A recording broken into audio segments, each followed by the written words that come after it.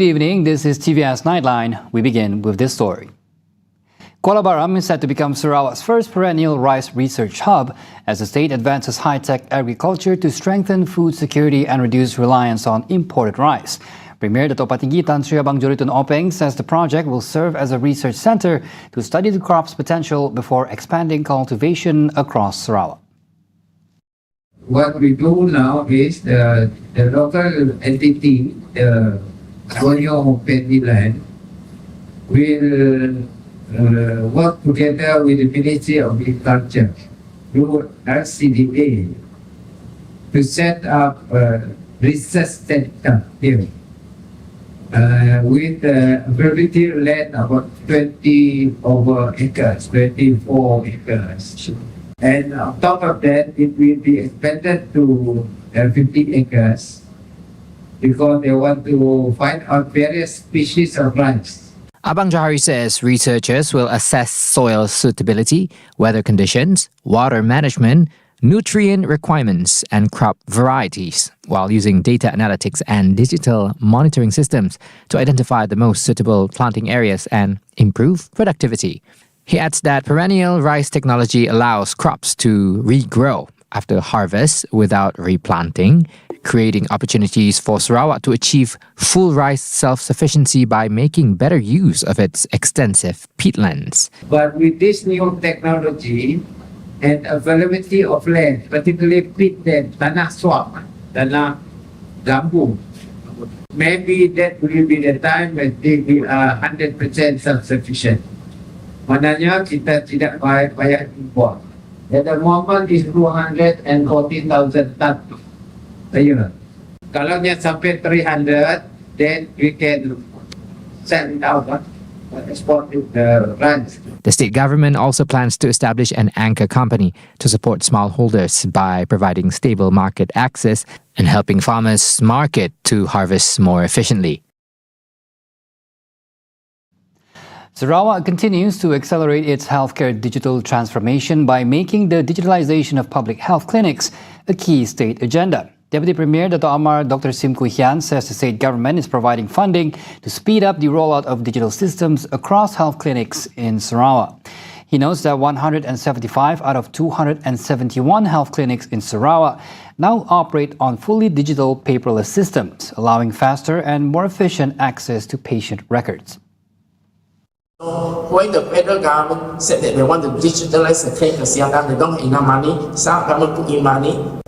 We are the most numbers of digitalized clinical system in Malaysia. Not because we are the most, but we want the people to the maximum benefits. Doesn't matter even in deep jungle of Borneo. That's how innovation can come around.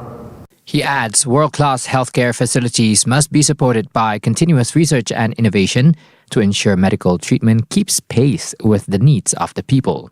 Sim reveals that Sarawak General Hospital SGH has remained the country's top clinical research site for the past 4 years.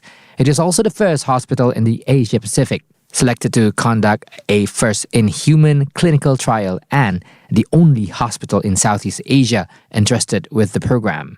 These achievements help secure state approval for the construction of the Sarawak Cancer Centre in Kota Semarahan. This is one of the reasons why Premier support our proposed. I thought that you do it professionally, we fight for your cancer hospital. He adds scientific research alone is not enough unless discoveries are translated into accessible healthcare services for the public. Instead, real progress comes when innovation is integrated into the healthcare system through early screening, modern diagnostics, specialist treatment, telemedicine, and close collaboration between researchers, healthcare professionals, and industry.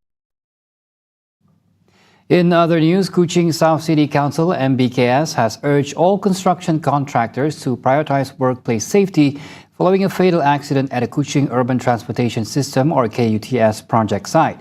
A Nepalese worker died on August 5th after falling from a 14-meter structure near Simpang Tiga, prompting an immediate stop work order at location. Mayor Dato' Wee Hong Seng extended condolences to the victim's family, stating that MBKS will await formal investigation findings before commenting further. The Department of Occupational Safety and Health, OSH, and the police are currently investigating the cause of the fall. While probes are underway, we emphasize that safety standards must be strictly maintained to protect both site workers and surrounding road users. In an official statement, project operator Sarawak Metro confirmed the incident occurred around 8:30 a.m. on August 5th during deck slab installation works. The worker was rushed to the nearest hospital but succumbed to his injuries shortly after arrival. Sarawak Metro has issued an immediate stop work order to the contractor at the affected site pending the outcome of the official probe. GPS Secretary General Datuk Sri Alexander Nantalinggi says the proposed addition of 17 new Sarawak State Legislative Assembly seats must be expedited as it lays the foundation for increasing Sarawak's parliamentary representation and restoring the one-third parliament seat composition for Sarawak and Sabah. Nanta expresses hope that the new electoral boundaries can be implemented in the next Sarawak state election, but acknowledged that the target may be difficult to achieve due to the lengthy approval process. Di implikasi besarnya bukan sekadar bagi saya lah. Kita nak tambahan 17 tu saja sebab yang lebih penting nanti kita menggunakan tambahan 17 tu untuk menambah kepada yang sedia ada 82 jadi 99. Bila tiba masanya nanti kita nak wujudkan banyak lagi kawasan parlimen, ya, itu yang penting. Mengapa?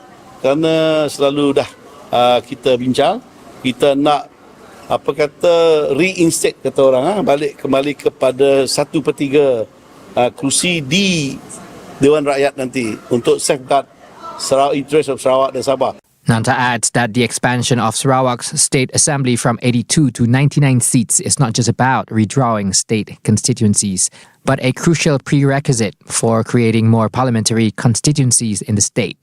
The move is in line with the long-standing goal of restoring the one-third parliamentary seat allocation for Sarawak and Sabah, ensuring the interests of both regions remain strongly represented in the parliament. Nanta also agrees with Sarawak Tourism, Creative Industry and Performing Arts Minister Datuk Sri Abdul Karim Rahman Hamzah, who said the delineation process should not be unduly delayed. However, he declined to speculate on the reasons for the delay, stressing that the process is still ongoing, while expressing hope that it will be finalized as soon as possible.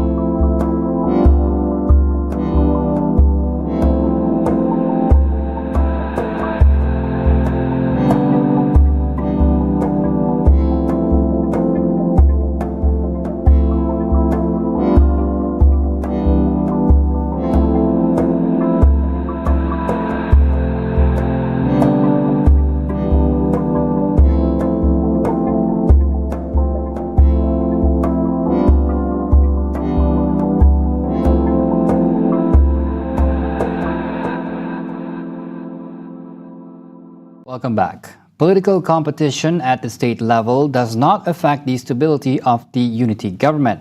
That is according to Deputy Prime Minister Datuk Sri Dr. Ahmad Zahid Hamidi. The coalition is formed on a clear understanding and agreement that remains in place until Parliament is dissolved. Zahid, who is also the Minister of Rural and Regional Development, assures the federal government continues to function as usual as long as Parliament remains in session.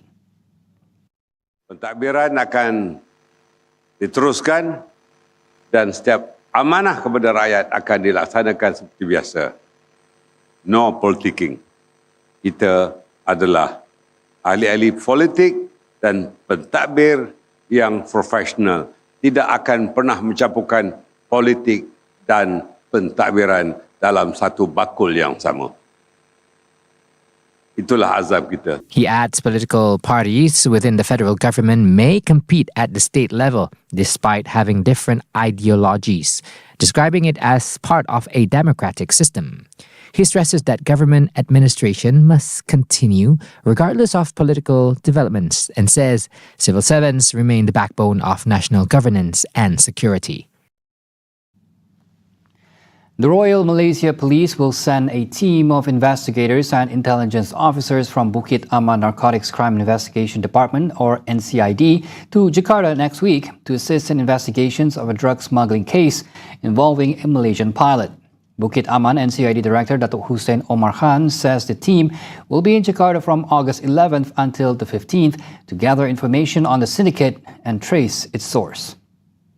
PDRM akan melihat dari segi keseluruhan pengedaran dadah ni. Maksudnya dari mana dia dapat bekalan ini. Kita tahu dia dapat daripada dalam negara di Malaysia ni. Dia dapat daripada sindiket mana. Siapa individu berkaitan dan bila dia dapat. Dan itu satu bab. Okay. Keduanya, bagaimana dia boleh melepasi tapisan keselamatan atau pemeriksaan di pintu keluar KLIA. Dan yang ketiga, apa kaitan dia dengan sindiket di Indonesia. He also confirms that Malaysia will not seek the pilot's extradition as he will face legal proceedings in Indonesia. Previously, a 39-year-old Malaysian pilot was detained in Indonesia for allegedly attempting to smuggle drugs into the country. 2 days later, the PDRM also recorded statements from 2 aviation security officers but found no connections to the suspect. Meanwhile, police are investigating whether a separate drug arrest involving a 22-year-old Malaysian in Surabaya is connected to the same syndicate. Hussein says the Surabaya probe is rather challenging, with the syndicate believed to have used third-party identities and social media to avoid detection. Local financial institutions are being urged to take a more proactive role in supporting Malaysian companies during their early growth stages to help more high-potential businesses expand into regional players. Second Finance Minister Datuk Sri Amir Hamzah Azizan says the government will continue to provide a strong economic foundation through stable policies and a predictable business environment, but he stressed that the country's economic growth must also be driven by the private sector. The government can provide certainty, but the market has to take risks. Governments should make the foundation predictable, while investors should make the possibility exciting by backing new companies, technologies, and business models before outcome is obvious. That risk changes as company grows, and the beginning, the uncertainty is around whether an idea will work at all. Later, it is about whether the company can scale, enter new markets, and turn that growth into durable cash flows. According to him, a company's capital needs evolve at every stage of its growth, starting with venture capital in the early phase, followed by growth capital and private equity, before bank financing and the capital market take over as the business matures. Currently, Malaysia now has a range of funding avenues, including Jelawang Capital under Hazanah Nasional Berhad and the Perintis Fund, established by the Retirement Fund Incorporated, KWAB.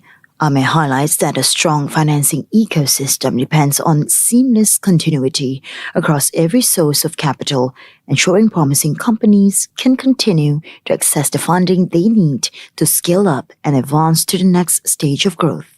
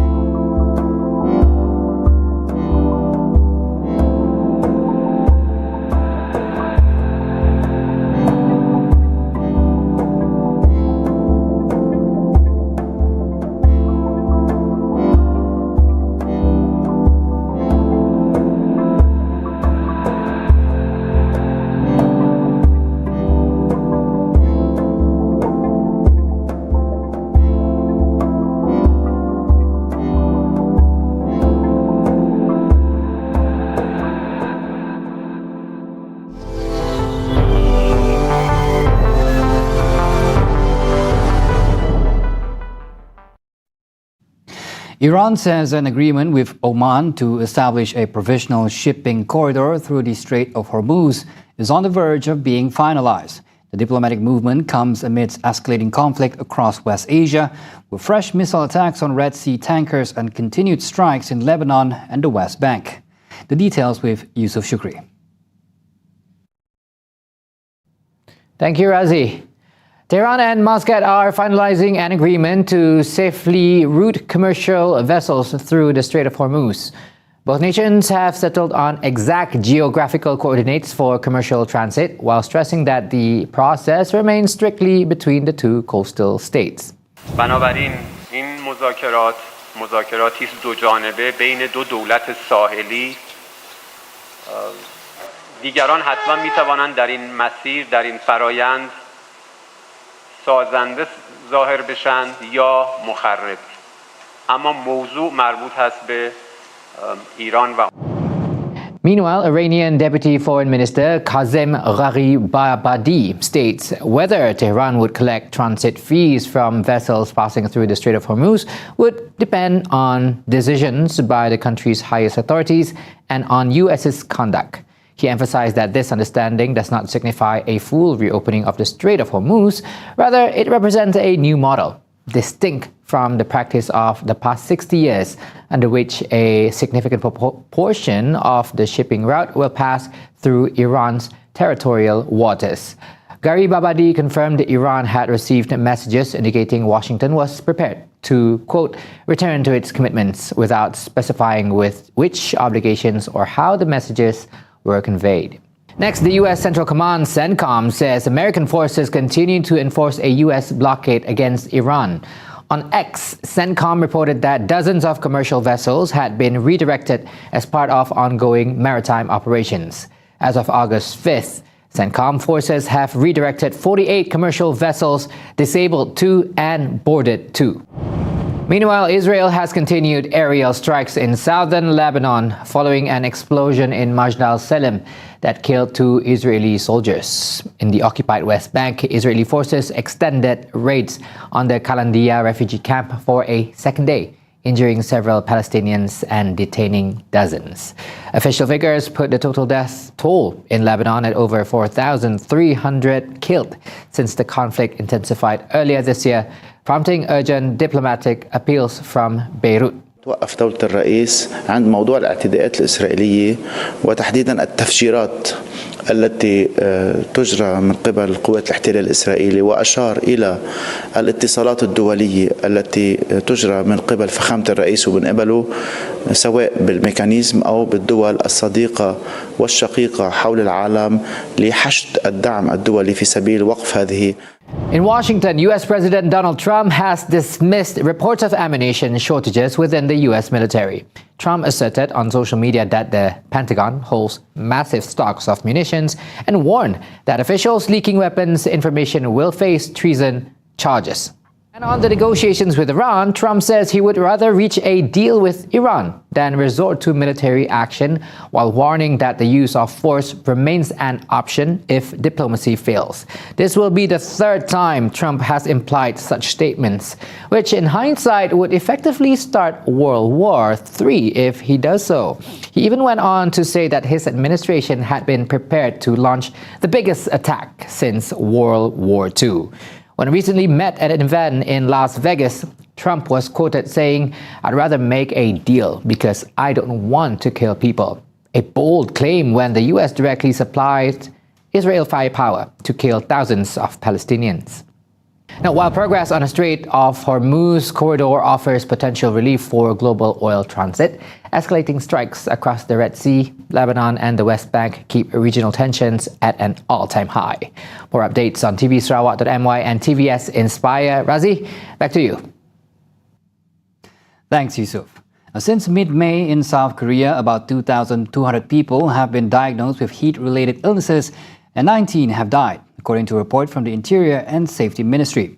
About 17,000 livestock, such as chickens, ducks, and pigs, and about 160,000 farm fishes have also died. Just last Sunday, the southeastern city of Yangsan saw temperatures reaching 42.5 Celsius, the highest figure recorded since weather observation began in Korea in 1904. Various instances of heat stroke has taken place in South Korea. Fans fainting at baseball park, lions dying at a zoo, a woman taking shelter in a car, found dead. Even doctors are advising people to eat dog meat to promote stamina. The scenes caused by a record heat wave in Northeast Asia illustrates how extreme temperatures have gripped South Korea and its neighbors, North Korea and Japan. In most of South Korea, a major heat wave advisory was in place Wednesday as temperatures in densely populated Greater Seoul, home to 20 million people, and adjacent areas soared as high as 39 degrees Celsius.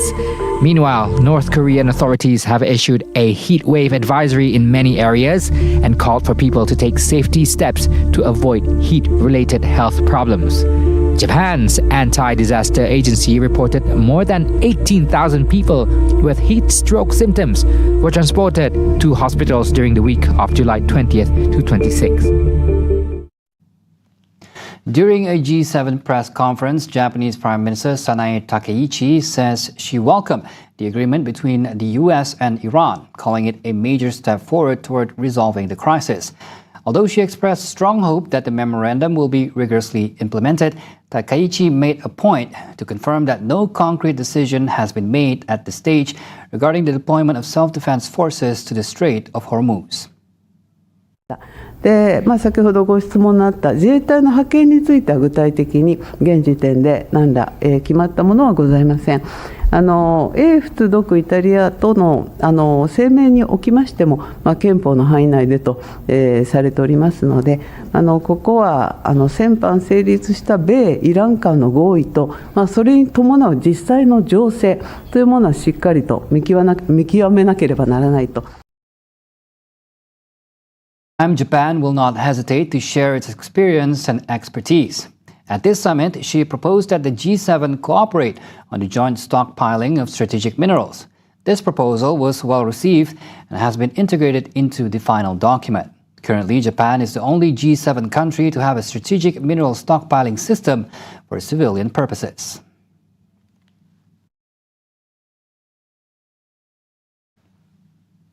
Now, Spider-Man Brand New Day had the biggest debut weekend of all time at the domestic box office, according to the latest updated figures for the US and Canada. The latest entry in the Marvel superhero franchise, with British actor Tom Holland once again in the titular role, earned $360 million on Monday, putting it ahead of the previous record holder, Avengers Endgame, in 2019. The updated domestic figures also bring the film's total global debut to $932 million, still in second place to the gargantuan $1.2 billion earned by Endgame. Directed by Destin Daniel Cretton, Brand New Day sees Peter Parker, played by Tom Holland, living in isolation after he erased his identity from the world and struggling with changes to his mutant powers. As he tries to reconnect with former girlfriend MJ, played by Zendaya, who is Holland's real-life wife, and best friend Ned, Spider-Man must go toe-to-toe with a new force threatening New York City. Mark Ruffalo, Florence Pugh, and Sadie Sink also join in the film, which precedes the release of Avengers Doomsday in December. US media outlets called the Brand New Day opening mind-boggling, while noting it and Endgame are the only two movies to ever earn $300 million in a single weekend. The Spider-Man debut is also notable, given its competition with Christopher Nolan's latest blockbuster, The Odyssey, which had dibs on IMAX screens.